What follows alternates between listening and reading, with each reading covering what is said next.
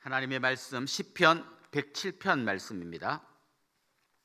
1절부터 22절까지 말씀을 봉독하겠습니다. 시편 107편 1절부터 22절 말씀까지 저와 여러분이 한 절씩 교독하도록 하겠습니다. 여호와께 감사하라. 그는 선하시며 그 인자하심이 영원하미로다. 여호와의 속량을 받은 자들은 이같이 말할지어다. 여호와께서 대적의 손에서 그들을 속량하사 동서남북 각 지방에서부터 모으셨도다. 그들이 광야 사막길에서 방황하며 거주할 성읍을 찾지 못하고 줄이고 목이 말라 그들의 영혼이 그들 안에서 피곤하였도다. 이에 그들이 근심 중에 여호와께 부르짖음에 그들의 고통에서 건지시고 또 바른 길로 인도하사 거주할 성읍에 이르게 하셨도다. 여호와의 인자하심과 인생에게 행하신 기적으로 말미암아 그를 찬송할지로다. 그가 사모하는 영혼에게 만족을 주시며 줄인 영혼에게 좋은 것으로 주심이로다. 사람이 흑암과 사망의 그늘에 앉으며 곤고와 쇠사슬에 매임은 하나님의 말씀을 거역하며 지존자의 뜻을 멸시함이라. 그러므로 그가 고통을 주어 그들의 마음을 겸손하게 하셨으니 그들이 엎드러져도 돕는 자가 없었도다. 이에 그들이 그 환난 중에 여호와께 부르짖음에 그들의 고통에서 구원하시되 흑암과 사망의 그늘에서 인도하여 내시고 그들의 얼굴맨줄을 끊으셨도다. 여호와의 인자하심과 인생에게 행하신 기적으로 말미암아 그를 찬송할지로다. 그가 논문을 깨뜨리시며 쇠의 빗장을 꺾으셨음이로다. 미련한 자들은 그들의 죄악의 길을 따르고 그들의 악을 범하기 때문에 고난을 받아 그들은 그들의 모든 음식물을 싫어하게 되어 사망의 문에 이르렀도다. 이에 그들이 그들의 고통 때문에 여호와께 부르짖음에 그가 그들의 고통에서 그들을 구원하시되 그가 그의 말씀을 보내어 그들을 고치시고 위험한 지경에서 건지시는도다. 여호와의 인자하심과 인생에게 행하신 기적으로 말미암아 그를 찬송할지로다. 감사제를 드리며 노래하여 그가 행하신 일을 선포할지로다. 아멘. 어린아이가 처음에 태어나면 엄마 품에서 계속해서 잘 자라야 합니다. 엄마와 눈을 맞추고 또 아기가 울면 엄마가 우유도 주고 기저귀도 갈아주고 그러면서 이제 아이하고 점점 애착 관계라 그러죠. 애착 관계를 형성해 가야 됩니다. 애착 관계가 잘 형성되면 아이의 마음속에는 평안함이 있습니다. 암만 힘들어도 내가 울기만 하면 엄마가 나를 돌봐줄 거다. 이렇게 자란 아이가 건강하게 자랄 수 있습니다. 만약에 애착 관계가 잘 형성되지 않으면 이 세상은 뭐 이러냐, 울어도 봐주는 사람도 없고 힘들어도 누구 하나 내 손 잡아주는 사람도 없구나. 그러면 이 아이 마음에 굉장히 여러 가지 이 불안이 쌓이고 세상을 살기가 힘들어지는 거죠. 성도들도 하나님과 이런 관계를 맺어야 합니다. 인생을 살아가면서 힘들어서 하나님께 울면 하나님이 우는 우리의 울음소리를 듣고 그 기도를 들어주시고 또 그 기도가 응답되면 하나님 감사합니다. 마치 아기가 우유 먹고 좋아서 빵긋빵긋 웃는 것처럼 하나님께 감사합니다. 이렇게 또 감사를 올리는 거죠. 이게 조금씩 차곡차곡 쌓여가야 신앙이 점점 두터워집니다. 아무리 힘든 일을 만나도 지금까지 내 기도를 들으시고 응답해 주신 그 하나님께서 이번에도 응답하실 거야. 이런 믿음으로 살아가야 우리가 어떤 고난 속에서도 든든히 서갈 수 있는 것이죠. 오늘 우리가 읽은 이 본문도 그런 걸 보여줍니다. 엄청난 고난 가운데서 기도하면 하나님이 들어주시고 응답해 주시니까 나는 그 하나님을 신뢰하고 그 하나님을 찬송하고 그 하나님과 함께 살겠습니다 라고 하는 그런 어떤 깊은 신앙의 고백이 오늘 본문에 들어 있습니다. 특별히 오늘 본문은 한 사람이 개인적인 어떤 어려움을 호소하고 응답받고 감사하는 이런 거라기보다 이스라엘 민족에게 향하신 하나님의 큰 은혜를 생각하면서 감사의 찬송을 올려드리고 있습니다. 특별히 오늘 본문 2절에 보면 이런 말씀이 나옵니다. 여호와의 속량을 받은 자들은 이같이 말할지어다. 여호와께서 대적의 손에서 그들을 속량하사 3절 동서남북 각 지방에서부터 모으셨도다. 대적의 손에서 하나님이 속량해가지고 건져주셔가지고 동서남북 각 지방에서부터 그들을 모으셨다. 이런 표현이 나옵니다. 그래서 이 말씀을 생각하면 전체적으로 이 시의 배경은 뭔가 하면 바벨론이나 이런 데 포로로 잡혀갔다가 거기서 풀려나서 자기 나라로 돌아온 이스라엘 백성들의 그 상황이 사실은 가장 큰 이 시 전체를 흐르는 하나의 큰 물밑을 흐르는 내용이라는 것을 먼저 기억하면 좋겠습니다. 그렇습니다. 이스라엘 백성들이 바벨론의 포로로 잡혀갔다가 풀려난 그 과정을 한번 생각해 보십시오. 그들이 어떻게 해서 풀려났습니까? 독립운동했습니까? 무장투쟁을 벌였습니까? 그냥 그들은 아무 대책 없이 그곳에 있었어요. 한 가지 할 수 있었던 게 있었습니다. 하나님, 우리를 불쌍히 여겨 주십시오. 시편에 나온 것처럼 바벨론 강가에서 그들이 하나님께 부르짖어 기도한 거죠. 그때 하나님께서 기적을 베푸셨습니다. 상상할 수 없는 기적을 베푸셔서 그들을 불러내셨습니다. 이게 오늘 이 시의 큰 배경이라는 것을 기억하면 좋겠습니다. 특별히 오늘 본문을 보면 계속해서 반복되며 나오는 한 구절이 있습니다. 여러분, 우리 찬송 부를 때요, 이런 찬송 있잖아요. 1절, 2절, 3절, 4절 나오는데 중간까지는 1, 2, 3, 4가 나오고 밑에 보면 후렴구가 나오잖아요. 후렴구는 1절도 똑같은, 2절도 똑같은 후렴, 3절도 똑같은 후렴, 4절도 똑같은 후렴, 계속 반복됩니다. 이 찬송가에서 찬송을 작사한 이 작사자가 계속해서 강조하고 싶은 제일 중요한 내용은 이 후렴구에 담겨 있죠. 이게 주제고 1절, 2절, 3절, 4절은 이 주제를 좀 더 구체화시켜주는 그런 내용으로 보통 찬송가 가사가 만들어져 있습니다. 오늘 본문도 비슷합니다. 오늘 본문에도 계속해서 반복되면서 나오는 후렴구가 있습니다. 오늘 본문은 우리가 107편 22절까지 읽었는데요, 끝까지 읽어보면 이 후렴구가 4번 반복됩니다. 여호와의 인자하심과 인생에게 행하신 기적으로 말미암아 그를 찬송할지로다. 이게 후렴구예요. 여호와의 인자하심과 인생에게 행하신 기적으로 말미암아 그를 찬송할지로다. 여기 이 후렴구를 들으면 여러분 뭔가 떠올라야 됩니다. 인생에게 행하신 기적이 일어난 거죠.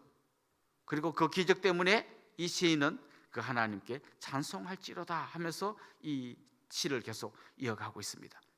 저는 오늘 이 고백이 여러분의 고백이 되고 이 고백이 이르기까지 여러분들 끊임없이 하나님께 기도하고 응답받고 기도하고 응답받으면서 하나님과의 애착 관계를 더욱더 두텁게 해가시기를 원합니다.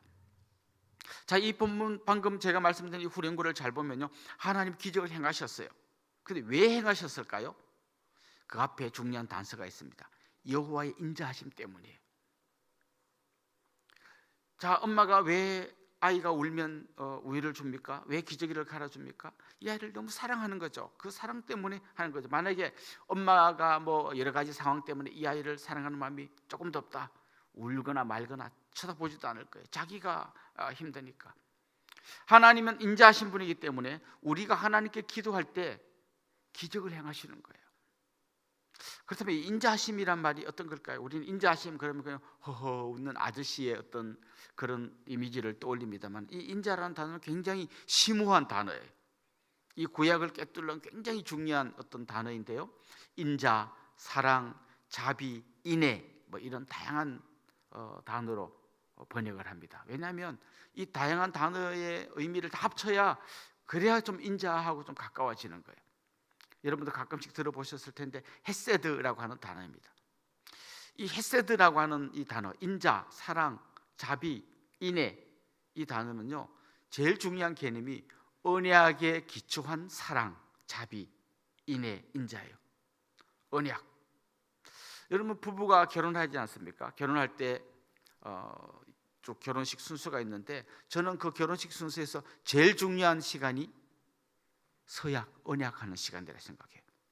이 옆에 있는 분을 검은 머리 팥불이 될 때까지 사랑하시겠습니까? 이렇게 물어봅니다. 예 라고 대답합니다. 여러분 사인 한 번 잘못하면 여러분 전 재산 다 날아갑니다.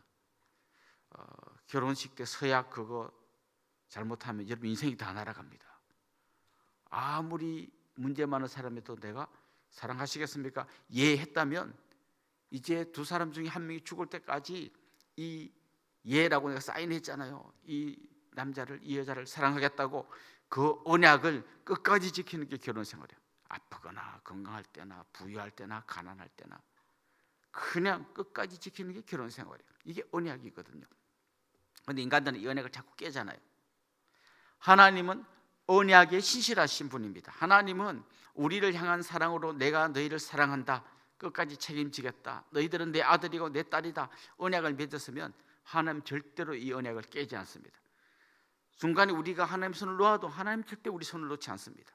하나님 이 언약 때문에, 이 언약에 근거한 하나님의 인자하심, 그 신실한 사랑 때문에, 자비하심 때문에, 인애하심 때문에 끝까지 우리를 붙들고 조금이라도 하나님께 겸손히 기도하면 응답해 주십니다. 저는 그 하나님의 언약에 근거한 이 헤세드를 잘 보여주는 성경이 호세아서라고 생각해요. 그게 보면 호세아의 아내 고멜이 바람이 나가지고 계속 들락날락 거리는데요, 절대 버리지 않습니다. 끝까지 거인을 다시 맞아주고, 심지어 팔려가면 돈 주고 다시 사가지고 다시 자기 아내로 받아주는 이 눈물겨운 호세아의 사랑이 바로 우리 하나님의 사랑인 것이죠. 오늘 본문에 보면 지금 포로에 잡혀 있다가 귀환한 이 사람들이 그 포로 생활을 몇 가지 중요한 어떤 이미지로 또 단어로 설명합니다. 첫 번째는 광야라는 단어를 사용합니다. 광야. 우리는 사실 광야를 잘 몰라요. 광야에 들어가 본 적도 없잖아요. 광야는 한마디로 황폐한 땅입니다. 거기는 아무것도 없습니다. 물론 잡초, 풀들이 좀 자라긴 하지만 거기서 우리가 먹을 수 있는 어떤 양식이 되는 거, 마실 수 있는 물이 되는 거, 잠잘 수 있는 어떤 무슨 잠자리 이런 게 없습니다. 그냥 거기는 한마디로 절망의 땅이고, 만약 여러분이 그럴 일이 없겠지만 광야에 불시착했다, 근데 생과 사를 다퉈야 될 굉장히 심각한 순간이 되는 거죠. 일부러 광야에 살려고 들어간 사람은 베두인 같은 특별한 사람 말고는 광야에 들어가서 살려고 한 사람이 없습니다. 그럼 광야에 이스라엘 백성은 왜 갔을까요? 그들이 포로로 잡혀 있다가 귀환할 때 광야길을 통과해서 이제 가나안 땅으로 오지 않습니까? 그 전에 또 거슬러 올라가 보면 이스라엘 백성들이 애굽에서 가나안 땅으로 갈 때 광야를 통과했습니다. 실제로 빨리 가면 한 일주일이면 갈 수 있는 길인데요, 40년 걸렸습니다. 좀 이렇게 항공 촬영하듯이 이렇게 긴 역사를 보면 그들이 그 속에서 계속 방황하며 길을 찾으며 다녔던 거죠.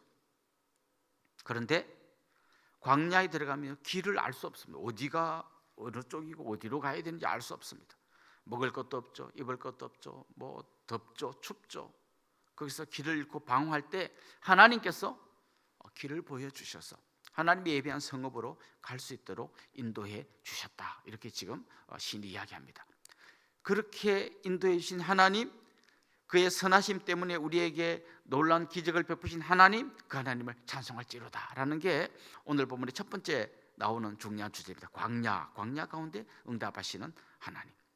그 하나님 9절에 보면 그가 사모하는 영혼에게 만족을 주시며 줄인 영혼에게 좋은 것으로 채워주심이로다.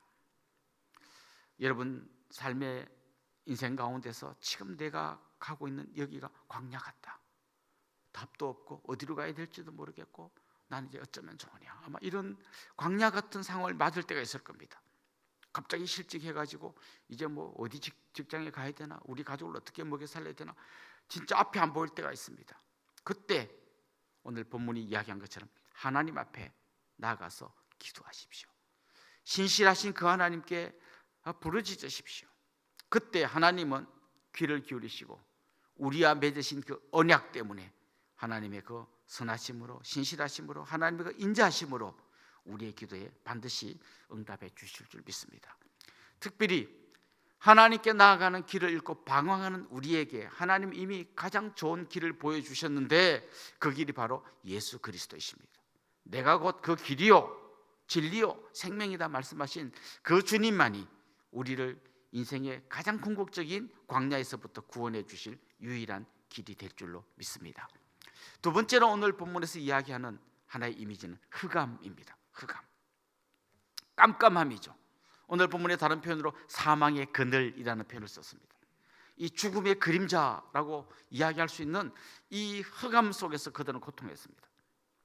사실 오늘 본문에 나온 이미지를 잘 조합해보면 이런 것 같습니다. 어떤 감옥 같은 이미지예요. 왜냐하면 그들에게 쇠사슬이 채워져 있고 흑암이 있습니다. 가끔씩 교도소 가는데요, 아주 어둡지 않습니다. 환하게 불을 잘 켜놨습니다. 그러나 이 당시의 감옥은 주로 어떤 데 가면 이게 구덩이를 파가지고 거기다 그냥 던져놓고 위에 창살 같은 걸 덮는다든지, 아니면 토굴 같은 데다가 집어넣고 거기다가 창살을 막는다, 이런 게 그 당시에 감옥입니다. 그런 감옥을 생각해 보면 거기에 뭐 전기불을 켜주고 이런 거 없습니다. 그냥 깜깜한 거죠. 깜깜합니다. 쇠사슬이 묶여 있습니다. 그런데 밖으로 나갈 방법은 없습니다. 이게 하나의 어떤 이미지죠. 진짜 감옥에 갇혔다기보다 감옥에 갇힌 것처럼 쇠사슬에 묶이고 여기서 벗어날 수 없는 것처럼 절망의 상황 속에 그들이 잡혀 있는 거죠. 특별히 그들이 포로로 잡혀 있을 때 그때 상황이 바로 이랬던 거죠. 오늘 본문은 짧지만 왜 우리가 여기 갇혔을까를 생각해 보는 시인의 고민이 있습니다. 왜 갇혔을까요? 이건 하나님이 우리를 징계하시는 사랑의 매다. 우리가 하나님의 말씀을 거역하고 지존자의 뜻을 멸시하고 살 때 하나님이 죽으라고 때리는 게 아니라 그 엄마가 눈물을 흘리면서 이 아이를 어떻게 하든지 살리려고 사랑의 매를 때린 것처럼 하나님 우리를 이 흑암 가운데 넣어두셨구나. 그때 엄마에 대한 신뢰가 있는 아이는 엄마한테 혼나도 엄마 품에 안겨서 웁니다. 왜요? 신뢰가 있으니까요. 하나님께 혼날 때 어떻게 해야 됩니까? 하나님 품에 안겨서 울어야 하는 겁니다. 하나님, 제 기도를 들어주십시오. 그러면서 겸손히 자기를 낮추어서 하나님 앞에 하나님 도우심을 구할 때 하나님은 그의 기도를 들어주십니다. 그래서 오늘 본문도 또 하나님이 그 흑암 가운데서 우리가 기도할 때 기적을 베풀어 주셨기 때문에 아까 말씀드린 후렴구가 나옵니다. 여호와의 인자하심과 인생에게 행하신 기적으로 말미암아 그를 찬송할지로다. 세 번째 또 하나의 이미지는 질병입니다. 질병. 병에 걸렸습니다. 이제 나을 수 없는 병입니다. 이대로 가면 죽습니다. 그때 하나님 앞에 기도하는 거예요. 하나님, 불쌍히 여겨주십시오. 저를 긍휼히 여겨주십시오. 그때 하나님께서 기적을 베풀어 주시고 그 기적을 경험한 이후에 여호와의 인자하심과 인생에 행하신 기적으로 말미암아 그를 찬송할지로다. 이렇게 갑니다. 물론 내일 가면 또 한 가지 더 중요한 주제가 나오는데 그건 내일 들으시면 좋겠습니다.